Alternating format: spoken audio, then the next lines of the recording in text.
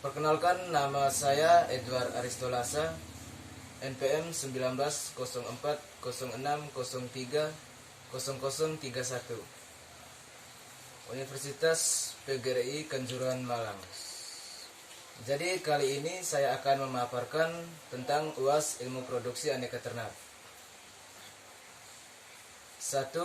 Teknik pemeliharaan ulat maggot, yaitu dalam pemeliharaan maggot yang kita perlukan adalah sebagai berikut.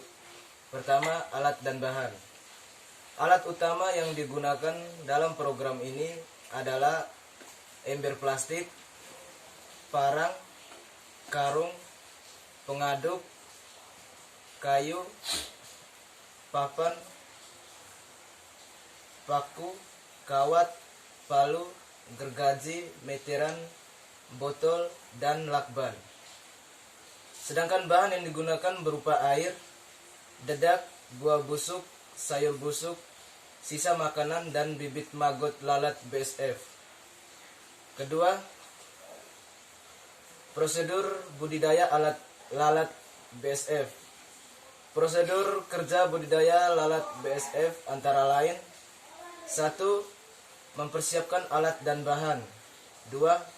Membuat kandang lalat dan wadah maggot. 3. Mencacah sampah organik. 4. Menaruh sampah yang sudah dicacah ke dalam wadah maggot. Menutup wadah maggot dengan kain dan ditaruh di tempat lembab. 6. Melakukan monitoring setiap hari untuk memastikan jumlah sampah yang berkurang. 7. Memilah sampah yang sudah tersisa dengan maggot yang ada. 8. Maggot yang sudah besar dipisahkan dan ditaruh di ember yang sudah diisi dedak untuk pakan ternak. Setelah pembuatan kandang dan wadah selesai dilaksanakan, kemudian dilakukan pemindahan pupa dari lalat BSF ke dalam kandang dan maggot serta sampah organik ke dalam wadah. Setelah dipindahkan, pupa lalat BSF yang sudah ada di kandang diberi air secara rutin dan buah atau kulit jeruk agar mendapat nutrisi. Setelah 1 minggu, pupa lalat BSF akan menetas menjadi lalat BSF. Aroma dari kulit jeruk akan merangsang lalat BSF untuk melakukan aktivitas kopulasi. Setelah selesai pembuatan kandang dan adanya perkembangan dari maggot dan lalat BSF yang sudah jadi imago atau dewasa. 2. Produk yang bisa dihasilkan dari beternak cacing, yaitu biasa dibuat pupuk bekas cacing, bahan baku pakan ternak ikan, atau juga biasa disebut sebagai kapsul obat. 3. Kendala pemeliharaan jangkrik, yaitu sebagai berikut. Pertama, suhu rendah. Kedua, kanibalisme. Ketiga, model rumah beternak yang mahal. Keempat, hasil panen yang sedikit. 4. Teknik pemeliharaan bekicot. Pertama, reproduksi bekicot. Pada budidaya bekicot, masa kawin biasanya terjadi pada usia 6-7 bulan. Ketika akan melakukan perkawinan, bekicot betina akan mencari tempat yang aman untuk bertelur.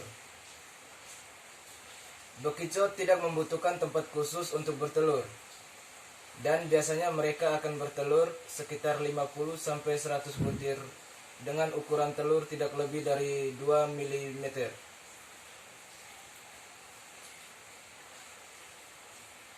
Kedua, proses kelahiran bekicot. Telur bekicot akan menetas ketika usianya sudah cukup. Proses penetasan telur bekicot akan berlangsung secara alami tanpa ditunggu oleh induknya.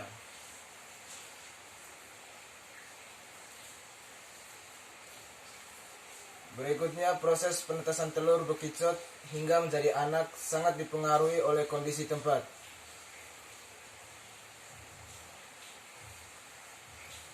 Berikutnya, sebaliknya, kondisi kandang yang tidak memenuhi syarat tersebut akan membuat telur dapat menetas lebih lama. Pemberian pakan. Pemberian pakan akan berkualitas secara teratur, sangat mempengaruhi kualitas daging bekicot.